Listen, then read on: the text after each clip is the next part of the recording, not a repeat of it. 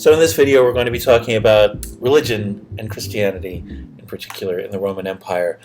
So the thing about the Roman Empire is that one of the things that ensures cultural diversity within the Roman Empire is that the Romans don't have a religion that they can export.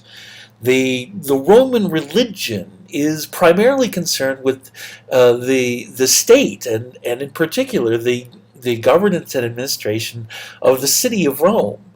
All of the religious processes are geared toward the rituals and relationship that involve the state gods of the city of Rome, Jupiter, Mars, and Quiritus. And so, as a result, there's nothing there to impose upon their subjects out in the provinces, or to use as a means of helping to reinforce Roman identity, or any of the other ways in which Rome is normally involved in religion is normally involved in imperialism.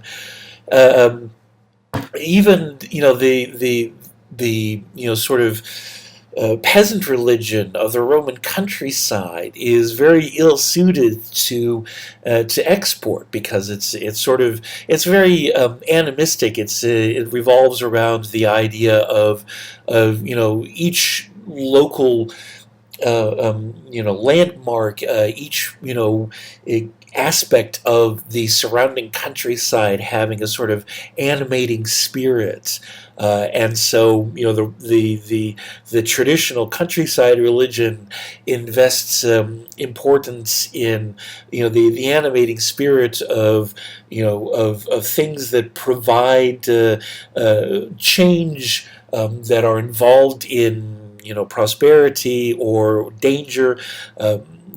Things like border stones and doorways and hearths and this kind of thing, and the gods associated with them are more or less abstract, Terminus, Janus, and so forth.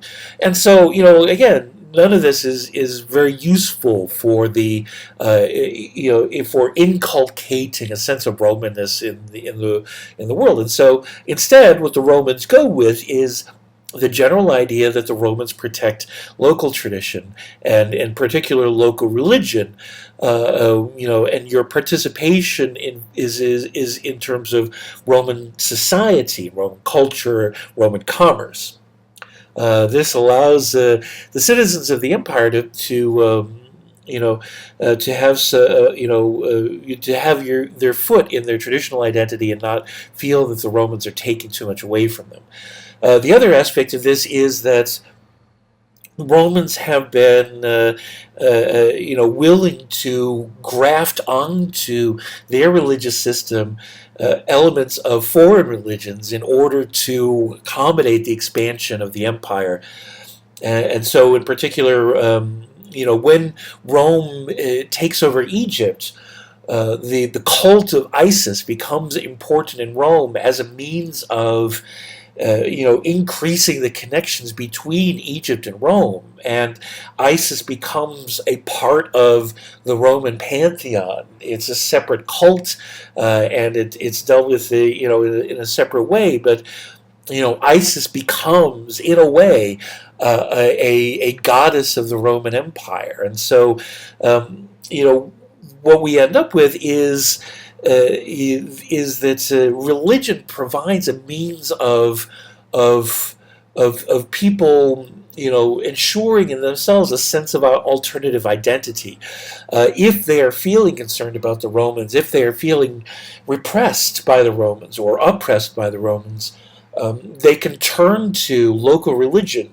And in particular, mystery cults are an excellent way of strengthening personal identity and local identity, because they are secret.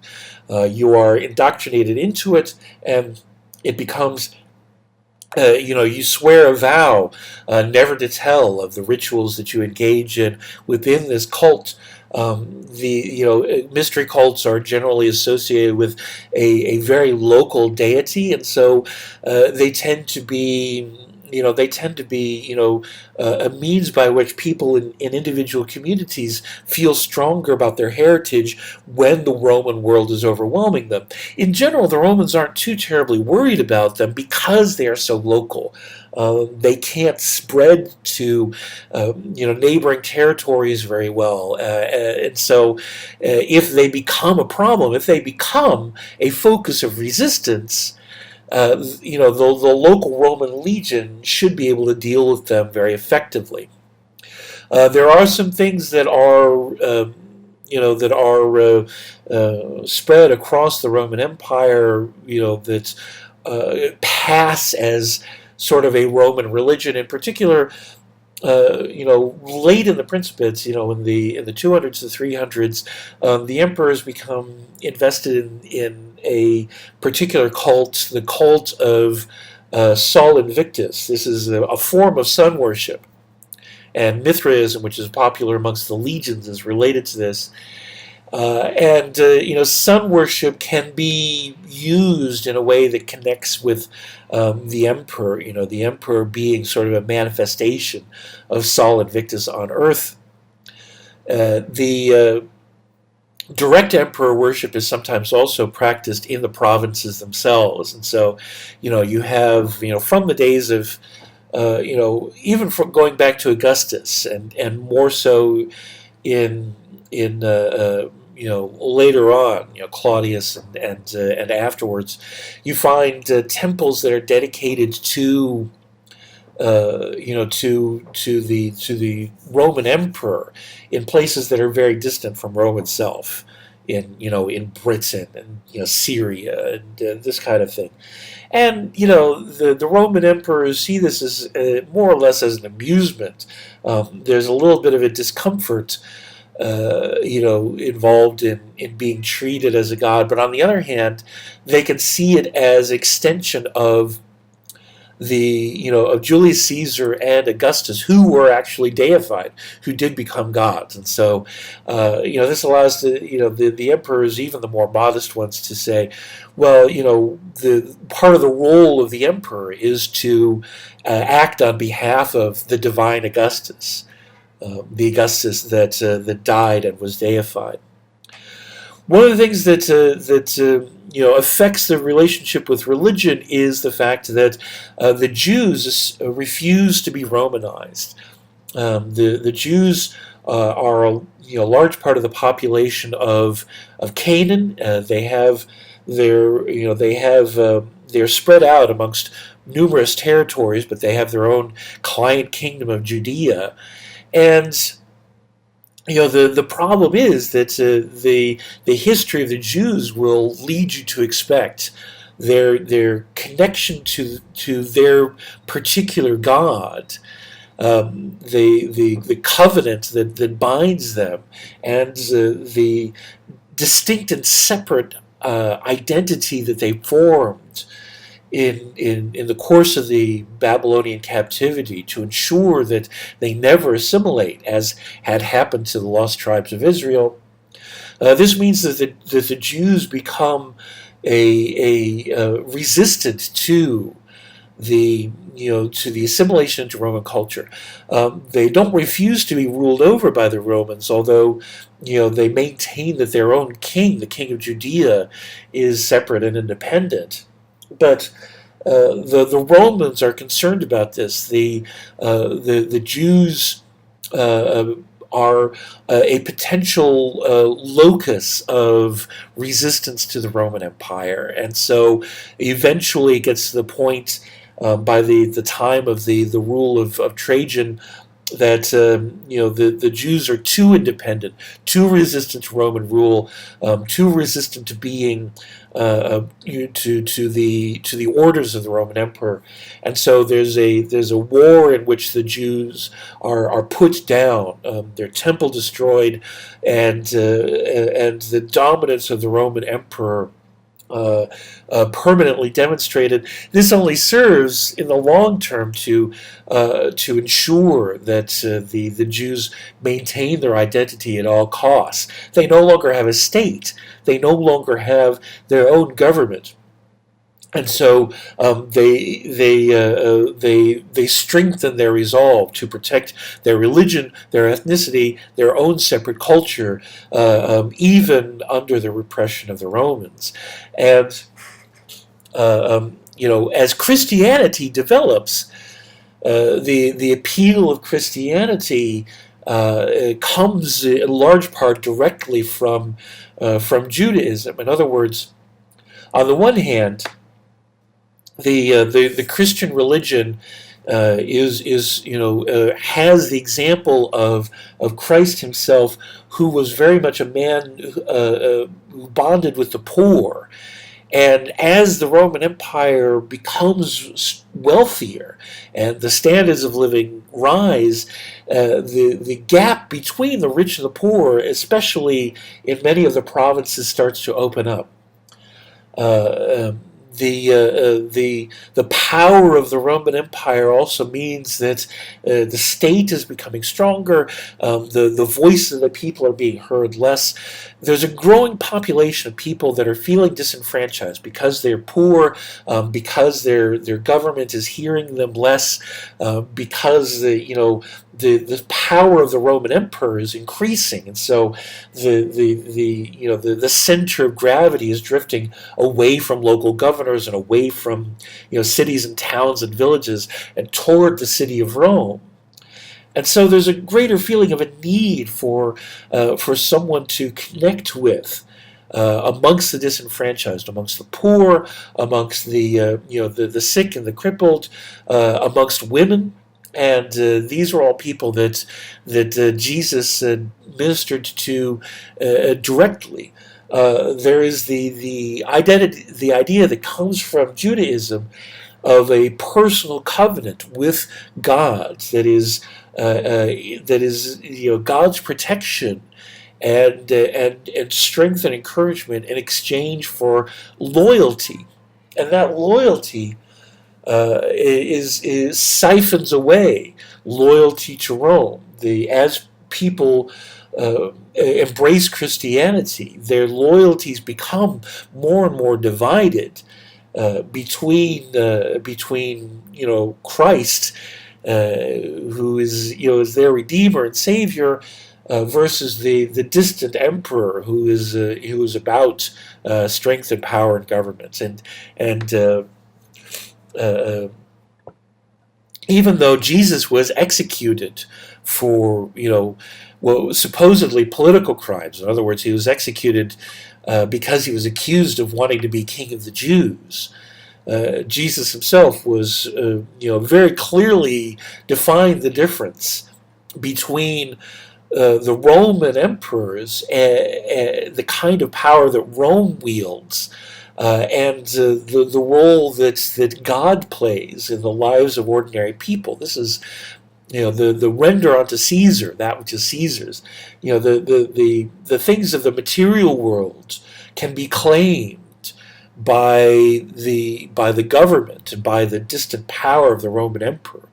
But what you do, your actions, your behavior, your morality, and what truly constitutes what it means to be you, these are things that can be separate from that, and that are part of your relationship, your personal relationship with God through Jesus. So the appeal of Christianity is immense, and as it starts to grow, at first it's treated as sort of a mystery cult and not much to worry about, but as it expands beyond the Jews and is ministered amongst the Gentiles and spreads from community to community in the East, it is recognized by the Roman government and by particular emperors as being a direct threat to Roman rule. Even more so than the Jews, because Judaism is limited to people that are ethnically Jewish, but Christianity is spreading slowly but surely, and so the Romans begin persecuting the Christians, and as with the persecution of the Jews, it only serves to reinforce all the people that die on behalf of Christianity through this persecution become martyrs. Many of them are recognized as saints, and the increasing emphasis on the afterlife, on how you gain rewards for your loyalty and faith in the afterlife, only serves to make tolerable this idea of persecution and to feed the separation, the divide between what the Romans stand for and what Jesus stands for. And so, this is something that had not been possible under paganism. This is not something, because the mystery cults and the older pagan religions are all about multiple gods, and these multiple gods are bound to local landmarks or to natural functions of a local environment. And so, pagan gods don't command this kind of capability of resistance. But monotheism provides a direct and single-focused alternative to, the power of the empire. You can choose between the Roman emperor and a single all-powerful God, and that all-powerful God, it represents a direct alternative, one that is about a different kind of protection, a different kind of identity, a different kind of wealth. The Jews choose this from beginning, from the time of the Babylonian captivity, all the way back in their Iron Age history. But Christians are capable of seeing Jesus and the Trinity as a direct alternative to the loyalty that Rome demands. And the third century crisis, when the Roman Empire breaks down economically and politically, opens up a huge opportunity for the Christians. As Christianity had spread, it developed local congregations. It developed patterns of priests and networks of churches throughout the Eastern Roman Empire, especially, and it starts to spread into the West as well. By the time of the third century crisis, you have this huge economic collapse. The Roman state is unable to help in local communities. Things have broken down. Even the basic infrastructure has temporarily fallen apart. But in that gap steps the church, the Christian church, and so you have the Christian church develops an institutional strength during this period as being the one organization that's capable of helping people at the local level and of using resources from across the empire through their network of churches.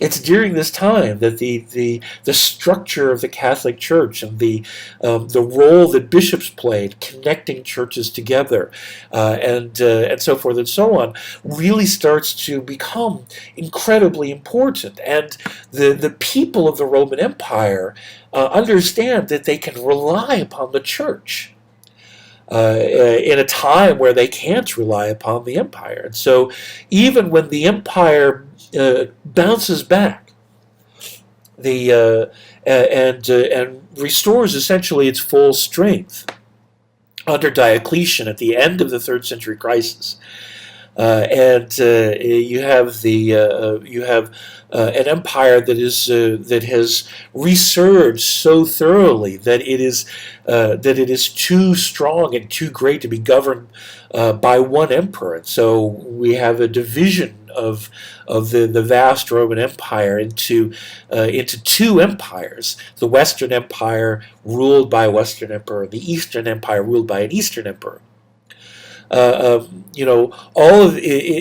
after the Roman Empire bounces back, the institution of the Roman Church, of the Catholic Church in Rome and in the Western Empire and the Eastern Empire, has become a solid,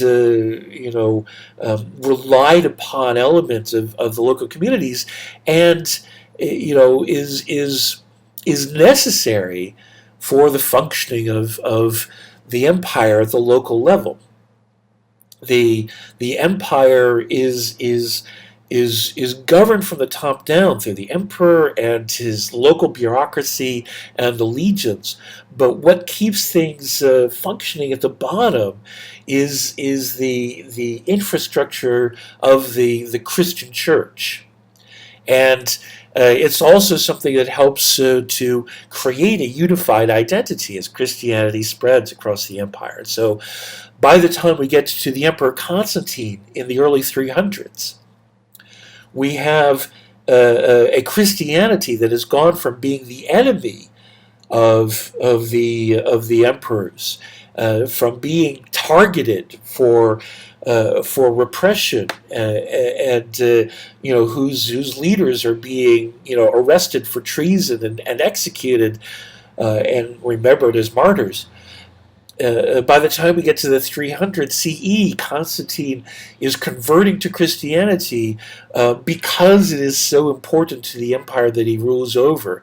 To Christianity has become a new constituency. He has to ensure the loyalty of his people by embracing it. And so before long, Christianity becomes one of the official religions of the Roman state, and this transformation has a huge effect on Christianity itself.